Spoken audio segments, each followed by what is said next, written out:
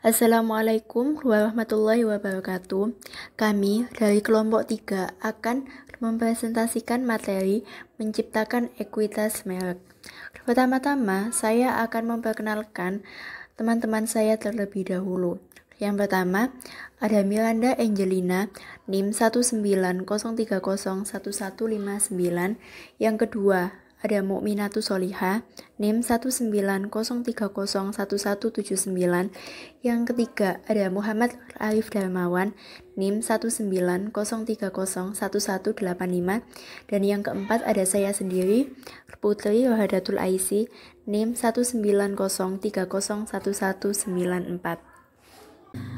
Pokok pembahasan pada materi ini ada 8. Yang pertama, definisi ekuitas merek. Yang kedua, membangun ekuitas merek. Yang ketiga, memilih elemen merek. Yang keempat, kriteria pilihan elemen merek. Yang kelima, mengukur ekuitas merek. Yang keenam, mengelola ekuitas merek. Yang ketujuh, merencanakan strategi penetapan merek. Dan yang kedelapan, ekuitas pelanggan. Di sini, saya akan menjelaskan definisi ekuitas merek. Ekuitas merek atau brand equity adalah nilai tambah yang diberikan pada produk dan jasa. Ekuitas merek dapat tercermin dalam cara konsumen berpikir, merasa, dan bertindak dalam hubungannya dengan merek, dan juga harga, pangsa pasar, dan profitabilitas yang diberikan merek bagi perusahaan, pemasar, dan periset menggunakan berbagai perspektif untuk mempelajari ekuitas merek. Pendekatan berbasis pelanggan memandang ekuitas merek dari perspektif konsumen, baik individu maupun organisasi. Prinsip dari model ekuitas merek berbasis pelanggan adalah bahwa kekuatan merek terletak pada apa yang dilihat, dibaca, didengar, dipelajari, dipikirkan, dan dirasakan pelanggan tentang merek sepanjang waktu. Ekuitas merek berbasis pelanggan atau customer based brand equity adalah pengaruh diferensial yang dimiliki pengetahuan merek atas respon konsumen terhadap pemasaran merek tersebut. Sebuah merek mempunyai ekuitas merek berbasis pelanggan yang positif ketika konsumen bereaksi lebih positif terhadap produk dan cara produk itu dipasarkan.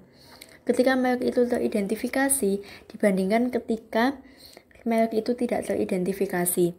Karena itu tantangan bagi pemasar dalam membangun merek yang kuat adalah memastikan bahwa pelanggan memiliki jenis pengalaman yang tepat dengan produk, jasa, dan program pemasaran mereka untuk menciptakan pengetahuan merek yang diinginkan.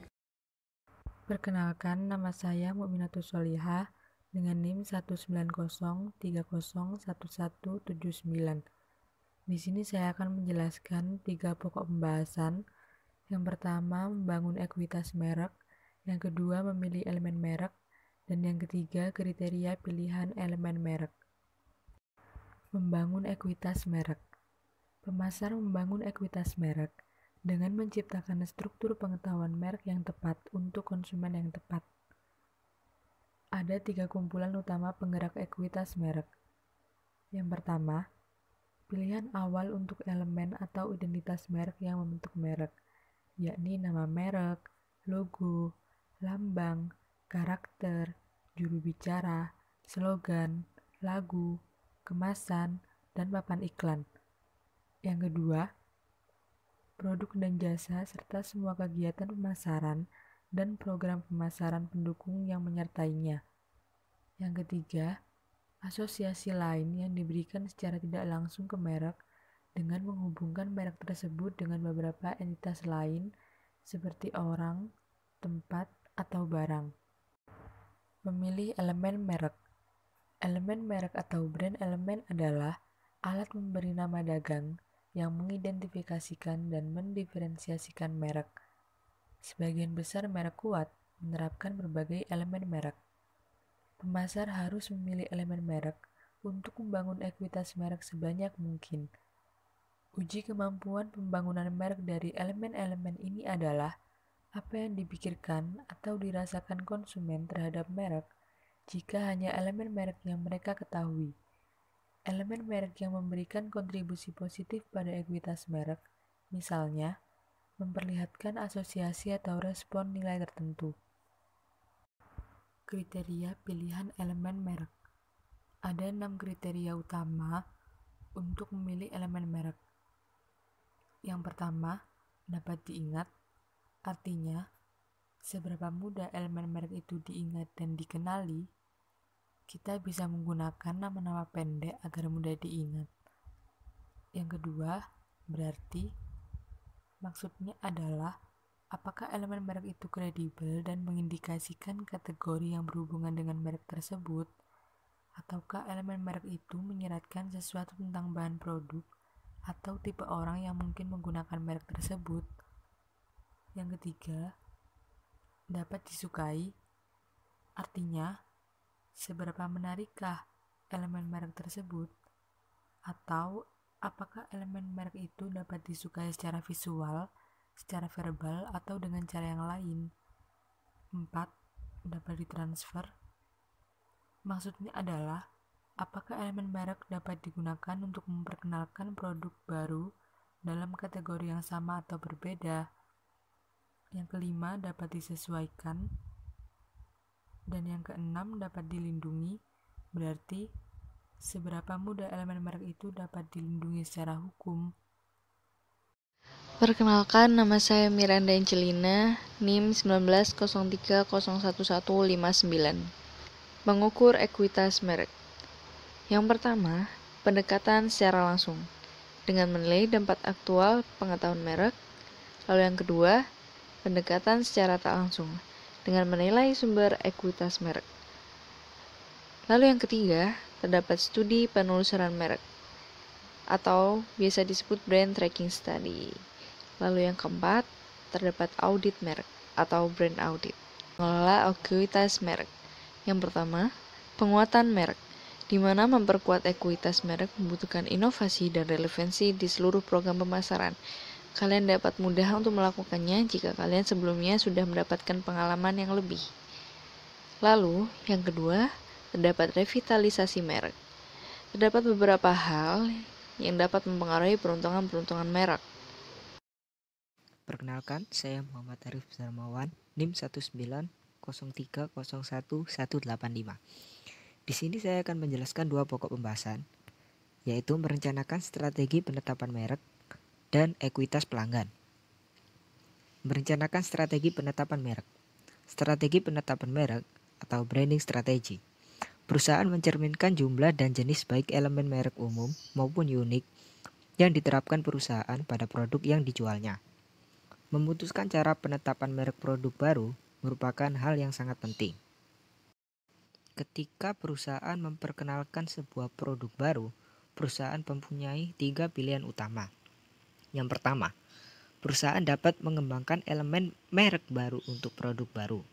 Yang kedua, perusahaan dapat menerapkan beberapa elemen mereknya yang sudah ada. Dan yang ketiga, perusahaan dapat menggunakan kombinasi elemen merek baru dan yang telah ada. Selanjutnya yaitu ekuitas pelanggan. Ekuitas merek harus menjadi prioritas utama bagi semua organisasi. Kita dapat menghubungkan ekuitas merek dengan salah satu konsep pemasaran penting lainnya, itulah yang disebut ekuitas pelanggan atau customer equity. Tujuan manajemen hubungan pelanggan atau CRM adalah menghasilkan ekuitas pelanggan yang tinggi. Meskipun kita dapat menghitungnya dengan cara berbeda, nilai seumur hidup pelanggan dipengaruhi oleh pertimbangan pendapatan dan biaya yang berhubungan dengan akuisisi pelanggan, retensi, dan penjualan silang.